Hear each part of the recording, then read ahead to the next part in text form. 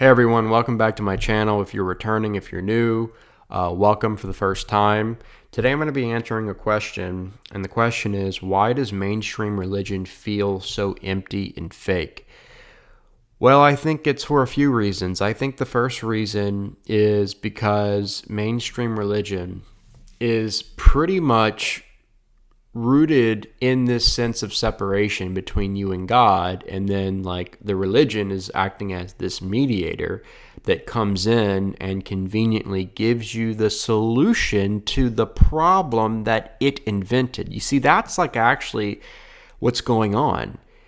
It's one of the biggest scams of all time because it's like you're told that as the narrative goes, you're told that there is something wrong with you, that you're a sinner and you need saving, you need God to redeem you, you need God to forgive you so that you can go to heaven when you die. You see, the reward is typically like it typically involves the afterlife, and when you die someday and you experience whatever, like it's always pushed back to some kind of futuristic point in the afterlife if you join our church, say this prayer, become a member of our religion, our movement, whatever. It's in the fundamentalist branches of religion, it's typically contingent on your obedience to whatever it is that you have to do in order to fix yourself. And then the reward, the payoff is in the afterlife. But that's the thing. It's like no one really knows what's going to happen in the afterlife. And so you're just putting your blind faith into what they're saying and hoping that, okay, I hope this is the way it is. And that it's one of the biggest scams of all time, in my opinion. Because, like, who said you were ever separated from God to begin with? Oh, they did. Well, who's they, and why do they get to decide what the narrative is? Oh, it's in their book. Well, why does their book get to decide what the narrative is of existence and reality and the human experience? And how do you know that their narrative of creation and the story of this, that, and the other, and God and God's plan and all this kind of stuff, how do you know their book is the one and only truth? And how do you know their book has all the details of the way things are and what you have to do to get this? And like, how do you know? You don't. You have to trust it. You have to put your faith into it. So it's belief. It's believing in something. It's not some kind of objective truth that you have evidence for, that you can present and say, hey, this is the way it is, and I can know this from this evidence right here. No, it's simply something you believe. Like creeds are statements of belief. They're statements of faith. They're not statements of fact. But what happens is, it's interesting how this works with these different religions, is that they come up with these creeds and they say, we believe this, we believe that. They're statements of belief. But then somehow these statements of belief get turned into, like I said, these statements of like non-negotiable fact, and they're like used in a way to say that anyone who believes differently is automatically wrong or heretical. And it's like, well, wait a second. If you can't even like show me evidence for your beliefs being some kind of objective truth of reality, then what gives you the authority to deem others who have just differing beliefs to be definitely false, to be definitely heretical? You see how that works? So it's a mind trip. It's like this power trip. You get into it, your beliefs go from being beliefs that you don't really know you're believing in something. You don't actually have like this data or evidence to support your beliefs in a factual way. It's just whatever you've been told or whatever you're adhering to. And then you take that and you start to impose that onto other people. And you say, hey, this is the way it is. This is the one and only objective truth. And really, it's just the person's subjective beliefs. But they say, this is the one and only objective truth. If you don't believe like this and say this prayer and join our church and join our group and go through all the rituals and all the things, then you're lost and God's going to judge you and you're going to go to hell forever. And so, yeah, why does it feel so empty and fake? Because it's just like it's not believable. Like, I think people are at a point now where they're saying, I'm tired of all the blind faith, and I'm tired of just believing this BS that is being just told to me, and I have to accept it. And anytime I start asking questions, or anytime I start like wanting to believe differently for valid reasons, I get judged and condemned, and they're tired of the BS. And what's happening is we're entering into this new age of Aquarius, which has a lot more to do with individuals discovering the divine within them. And so when people start to discover the divine within them, what does this mean? Well, it means they don't have to rely on external institutions and religions and pastors and priests and gurus and sages and these holy books to experience God, because they're realizing this is the awakening that's happening in the world. People are realizing that God is within them, if you want to call it that. But that word God is outdated, it's archaic, and people don't really know what you mean nowadays when you start saying that word. So I'm constantly having to like clarify what I mean, what I'm saying, what I'm not saying, because it just gets really confusing. But by God, it's not like this, or discovering the divine within is not this God in the sense of the big man upstairs who's like an old man, sitting in the clouds, who's judging the world all the time. No, the divine within has so much more to do with what quantum physics is now revealing, which is the unity of being, this infinite awareness that we fundamentally are at the deepest level, that is one with everything, and all of matter and all the forces of the universe are arising from this infinite field of pure energy, which is infinite consciousness. That's what the divine within is, and many people are experiencing this through meditation and have been experiencing it for thousands of years. So it's not like this new thing. It may be new to the person who's experiencing it for the first time, but this is something that has been around, or forever, as long as the human experience has been going on. And we find it in these ancient texts where there's this self-realization that the self is beyond what the mind has been creating in these egoic confines of whatever, the different programming and the different conditioning that we just buy into when we take on human form, when we incarnate, and so on and so forth. But what I'm getting at is this experience of inner divinity looks nothing like the old traditional ways that religion was presenting it, through obedience to some kind of external religious authority.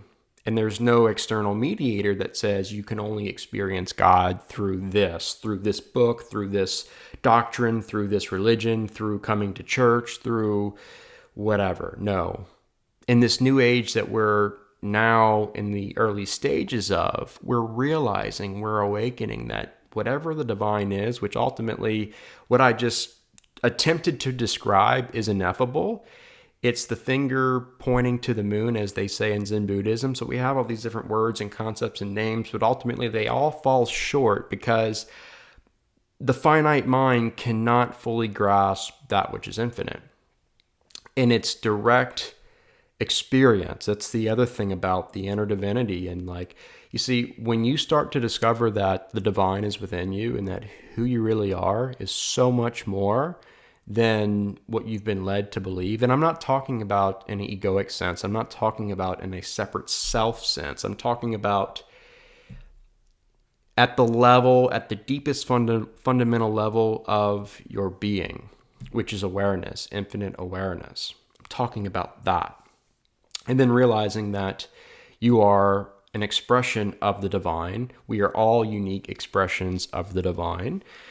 And through authenticity, this feeling, this sense of authenticity, we can start to really discover this unique expression of the one, the fractal of the one, God, source, whatever you want to call it. And then as we live authentically, there's this new way of living and being that is spiritual, but it's not religious. It has nothing to do with adherence to any kind of religious creed or system or institution or whatever. And the other thing about this new, whatever you want to call it, that we're stepping into, this new age of Aquarius, this new beautiful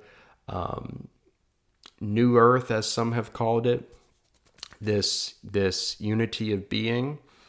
The other thing about it is that we're shifting away from belief and holding on to all these different beliefs and ideas and blind faith. We're stepping away from that. And when we start to go within, there's this direct experience that produces an inner knowing. So we're going from believing in things, believing in God, to directly knowing God, not on the level of like God being this man up in the sky, but on the level of the ground of being, that everything is one and you are that. I am that I am. Infinite awareness, pure presence, pure consciousness at that deep fundamental level. That's what I'm talking about. And that is something that, like I said, people are experiencing all over the world right now, and they're being transformed by that. And then once you're transformed by that divine presence within you, there's this sense of liberation, and you're just free to be yourself. And from that place of freedom and authenticity, like, the fruit that is produced in your life is incredible.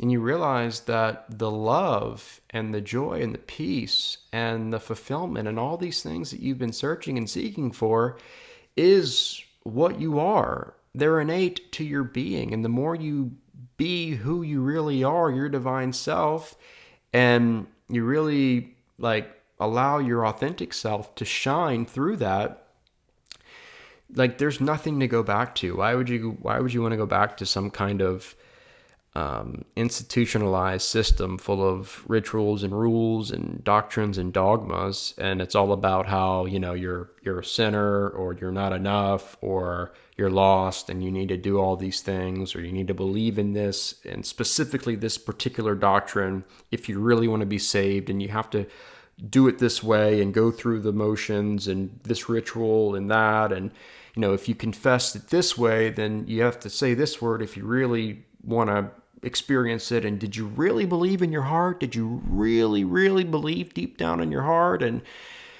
is your life evident of your confession and, what you believed? There's all these different like conditions and conditions and conditions that are involved in this whole system of religion. And people are like, well, wait a second. You see, they're starting to question the entire narrative. They're questioning the system of, what do you mean I need to be saved? Or what do you mean I need to believe in this? Like, says who?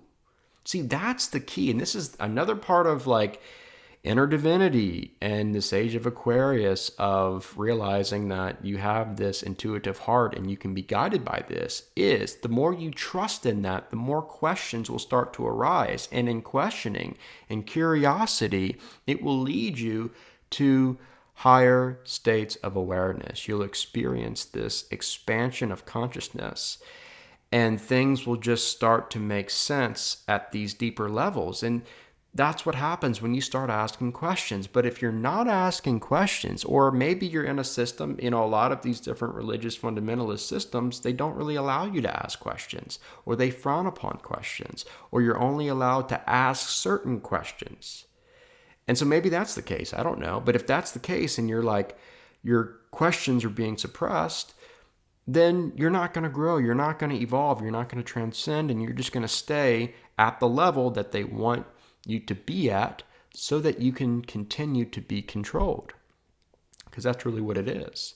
And people are tired of it. So people are starting to meditate. They're starting to spend time in nature, and they're saying, this is my temple. Why do I need to go to this building or whatever? Look outside. And when I'm outside and I'm connecting with nature, I can experience the presence of God in such a beautiful way, in such a personal way. And it's producing the most amount of transformation in my life. So what do you mean I've got to believe in this, and I've got to say it like this, and I've got to... No, like, I'm one with everything and I'm experiencing this, and the infinite love is pouring out of me, and I'm just seeing the divine in all things, and there's this harmony and this grace, and there's this deep sense deep within our intuitive hearts that says, yes, like this is what life is all about, the unity of being. That word love that we're using is a word that's describing something. And what it's describing is the celebration and the recognition of the unity of being. And again, this is directly experienced by just being outside and just connecting with nature, or in meditation, or through breath work, or just by embracing stillness. There's so many different ways and methods and modalities that one can experience this that doesn't require really anything external. So there's that. And so people are doing that more than ever, I think. And again, none of this is new. These are experiences and realizations that have been around forever. But what we're stepping into collectively is this new age of Aquarius, and this is just what comes with the new age. It's different. There's shifts that are happening all over, and that's just part of the way this reality works. We enter into these different ages, these different time periods, and with that comes different levels of consciousness that is experienced on a collective level. So, yeah, people are going within, they're asking questions, and the questioning is what's actually leading them to move on, to transcend, to grow, to evolve, and to listen to their own intuitive hearts. And you know what? People from different religious systems, they may be saying, they may be condemning them and judging them for that, but they're like, hey, I don't really care what you have to say about me. You can point your finger and judge me according to your commandments and whatever it says in your book. But you know what? I'm free. I've never felt so incredible in my life, and I've never felt so connected. I've never felt so authentic, and the divine, this unconditional love is filling me, and I'm able to move past these things that I was struggling with within myself, and these parts of me that I was pushing down and rejecting, I am now accepting, and I'm loving myself fully.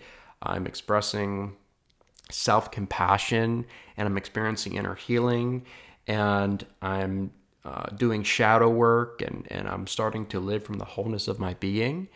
And it's like, you know what? Why would I go back to anything else? Why would I go back to any kind of system or any kind of religious dogma when I can live from this new awareness, from this new state of being? And again, it's not new, but for the person experiencing it, it can certainly feel new. So I think that's what's really going on. Why does mainstream religion feel empty and fake? Because it's outdated. It's something that served us for a time and for a particular age. It was very prominent in the age of Pisces, which is what we're coming out of. But now we're stepping into a new age. We're in the beginning stages of this new age, and it just looks different, and people are recognizing that. And I think that's why church attendance is dropping, and people are leaving religion, and they're exploring. And again, this new way of, whatever you want to call it, seeking and getting into spirituality, which even that is another word that can mean different things. But anyway, this new way of being, this new path is very independent. It's the soul going within instead of looking out there in the sky and through these different external mediators. And it's going within, and it's the inner journey. It's the discovery of the inner world. It's the discovery of the kingdom being within, and then allowing that to flourish and shine. And this doesn't mean that there's no more spiritual community. It just looks a lot different. It's not about us getting together under some religious hierarchy and, it's all about external obedience to the religious authorities. No, it doesn't look like that anymore. It doesn't look like the old ways and the old systems. It looks like a group of seekers coming together who are open, who are honest, who are full of this love, and they're there for one another to help one another grow, to heal, to evolve, to transcend. And there's just this mutual connection and this flow. And they're there to experience the truth of being. And it's a space of non-judgment. It's a space of acceptance, a space of unconditional love. And again, it's the truth of being. It's not some kind of like philosophical or religious truth that's being sought after in these spaces. No, it's simply the truth of who we are, this infinite presence, this awareness that unites us all, the unity of being. And it's experiencing that in a group setting on a collective level where we can meditate together and we can just be with one another, and we can experience amazing things from this, where our vibrational frequencies are rising and we're able to just be these beacons of light for the world around us. And we can start to immensely transform the world around us because we've been transformed. And now we are letting the light within us shine in a very authentic way, like I keep saying. And this is just, in my opinion, a lot more interesting to most people nowadays. And this is where we're heading, and this is just what this new age is all about. So I think that's the answer to the question. So if you found this video helpful, informative, or insightful, please leave a thumbs up at the bottom of the screen, and be sure to subscribe to my channel if you haven't already. Thanks for watching, and I'll see you next time.